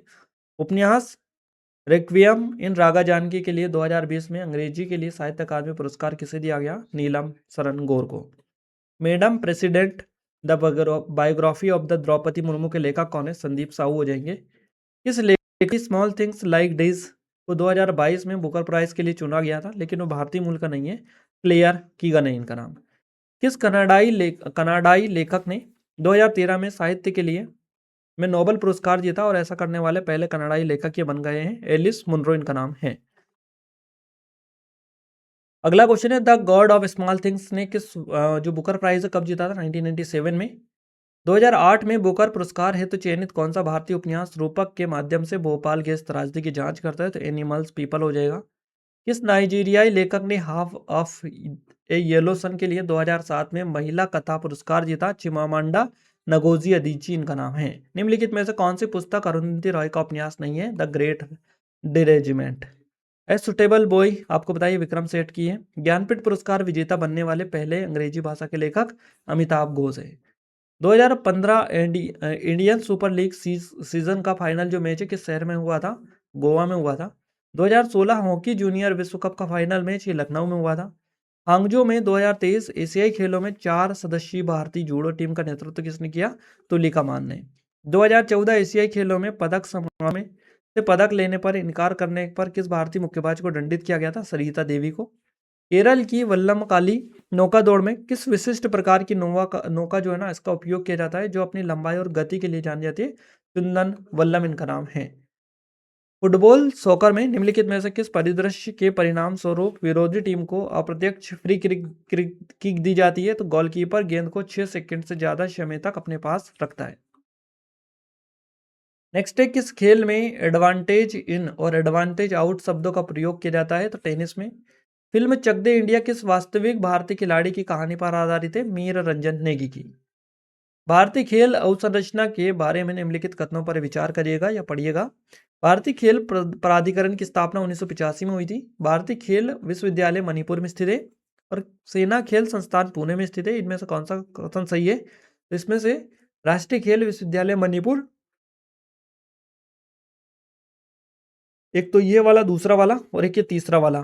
खेल सेना खेल संस्थान पुणे में स्थित है, ये दोनों वाले सही है, दूसरा और तीसरा।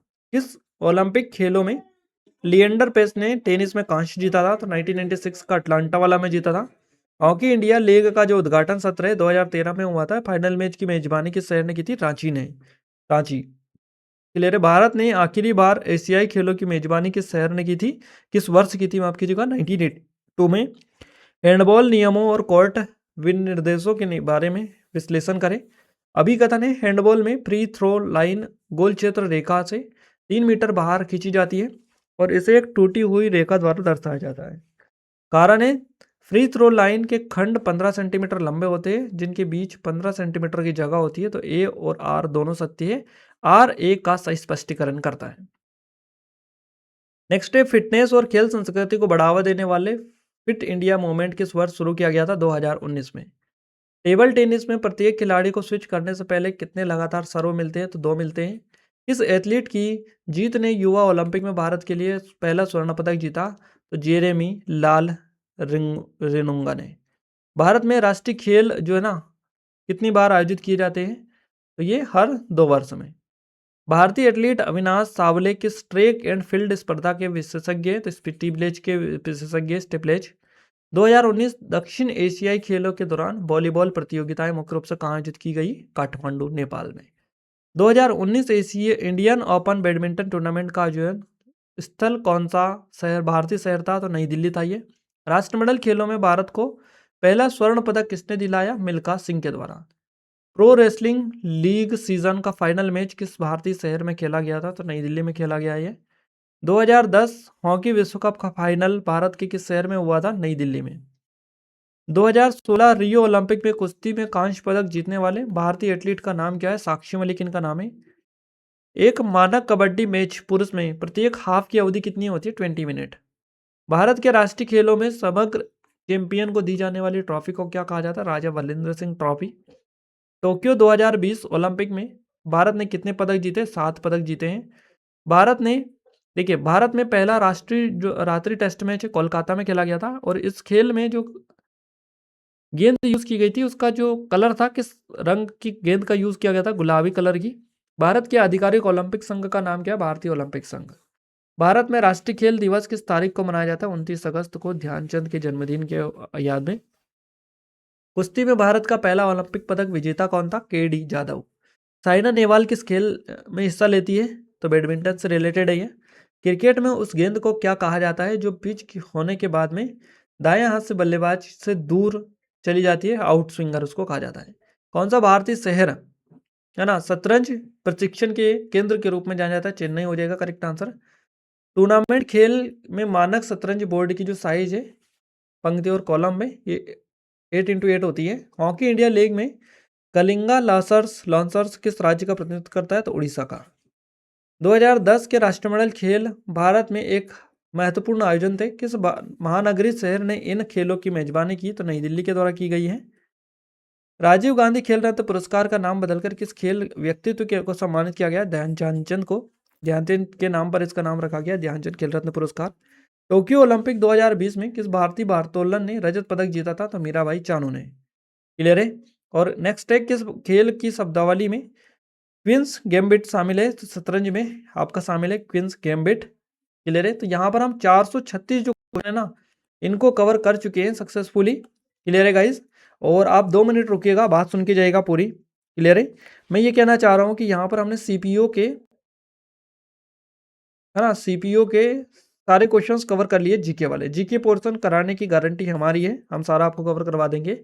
तो ये सीपीओ के 436 क्वेश्चंस जो भी आए थे ना, आपकी ऑल शिफ्ट के, ये पूरी एग्जाम जो हुई थी 2025 में, सारे क्वेश्चन है सभी शिफ्ट के 436 टोटल क्वेश्चन जीके के। अब हम आगे आपको एमटीएस का भी आपका हुआ था, उसका भी करवाने वाले हैं। सीएचएसएल हुआ था आपका, सीएचएसएल का, है ना, सीजीएल का भी आपका हुआ था। इसके अलावा दिल्ली पुलिस का भी हुआ था, ये भी इसने नहीं करवाई थी दिल्ली पुलिस। तो इसमें से आपको कौन सी एग्जाम के लिए चाहिए अब नेक्स्ट वीडियो? क्लियर है। तो आप कमेंट में कमेंट करके बता दीजिएगा, जिसका भी चाहिए। हम आपको एग्जाम से पहले सारा कवर करवाने वाले हैं, तो आप कमेंट में ज़्यादा से ज़्यादा कमेंट करिएगा, और जितने ज़्यादा कमेंट जिसके भी मिलेंगे सबसे पहले उसी का वीडियो आपके लिए लेकर आएंगे। क्लियर है गाइस। और वीडियो को लाइक किए बिना बिल्कुल ना जाए, क्योंकि आपको पता है कितनी ज़्यादा मेहनत लगी इस वीडियो को बनाने में। क्लियर है, बहुत ज़्यादा मेहनत लगती है, आप सभी को पता होना चाहिए। तो आप सभी से रिक्वेस्ट है कि एक लाइक और एक हाइप जरूर से दे दे, ताकि हमें सपोर्ट मिले, और एक अच्छा सा प्यारा सा कमेंट कर दे, और अपने दोस्तों के साथ शेयर करना बिल्कुल भी ना भूले। इससे हमें सपोर्ट और मोटिवेशन मिलता है, ताकि आपके लिए और अच्छा से अच्छा कंटेंट हम लेकर आने की कोशिश करते रहें। यह हमारी एसएससी जीडी वाली लेटेस्ट टेस्ट सीरीज है, बिल्कुल लेटेस्ट पैटर्न पर बेस्ड है पूरी की पूरी। अगर अभी तक आपने इंस्टॉल नहीं किया ना, तो गोल्डन चांस, गोल्डन अपॉर्चुनिटी है। बिल्कुल नॉमिनल कॉस्ट है, सिर्फ 79 रुपीज़ की प्राइस में 800 से अधिक कंटेंट यहाँ पर मिल रहा है। तो आप बिलीव भी नहीं करेंगे इतनी बढ़िया शानदार टेस्ट सीरीज इतनी कम प्राइस में क्यों मिल रही है। इसका आप कारण भी वहीं पर जाकर चेकआउट कर सकते हैं, डिस्क्रिप्शन में हम लिंक दिए, पेड कोर्स में जाकर चेकआउट करिएगा। क्लियर है। और ये करंट अफेयर की स्पेशल डेडिकेटेड ई बुक है, इसके भी लिंक डिस्क्रिप्शन में बिल्कुल नॉमिनल कॉस्ट पर आपको मिल जाएगी, जिसमें 2025 का सारा करंट अफेयर आपके एग्जाम के लिए कवर हो जाएगा। डेमो देख लीजिएगा जाकर। ये स्टैटिक जीके की स्पेशल ई बुक है, इसके भी लिंक डिस्क्रिप्शन में। और भी बहुत सारी चीजें आपको एप्लीकेशन पर ही मिलेंगी, जाकर विजिट करके देख लीजिएगा। इस वीडियो की पीडीएफ के लिए आपको एप्लीकेशन को डाउनलोड कर लेना है, टेलीग्राम चैनल ग्रुप को ज्वाइन कर लेना, दोनों की लिंक आपको वीडियो के डिस्क्रिप्शन में मिल जाएगी। क्लियर है गाइस। और चैनल को सब्सक्राइब जरूर कर लीजिएगा, बेल आइकन को ऑल पर हिट करके रखिएगा, ताकि जो भी नया वीडियो है सबसे पहले आपको उसका नोटिफिकेशन मिल पाए। तो अब मिलते हैं हमारे नेक्स्ट स्टडी वीडियो के साथ में, तब तक के लिए जय हिंद, वंदे मातरम।